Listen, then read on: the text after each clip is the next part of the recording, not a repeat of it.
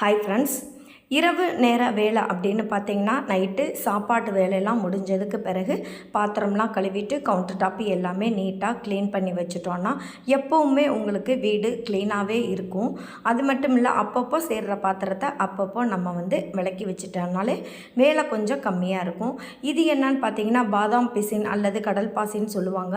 அதையும் சப்ஜா சீட் ரெண்டையுமே முதல் நாள் நைட்டு ஊற வச்சுட்டு மறுநாள் காலையில் வெறும் வயிற்றில் இந்த வெயில் சீசனுக்கு மட்டும் நான் என் பசங்களுக்கும் நானும் இதை ப்ரிப்பேர் பண்ணி குடிச்சுக்கிடுவோம். ஒரு நாள் ஃபுல்லாக நம்மளுக்கு பாடி ஹீட் ஆகாமல் இருக்கும். உங்களுக்கு குடல் புண்ணுக்கு ரொம்பவே நல்லது. அப்புறம் பார்த்திங்கன்னா, ஒரு 8 மணி போல் டீ காஃபி இப்போ ரொம்ப குடிக்கிறதில்ல.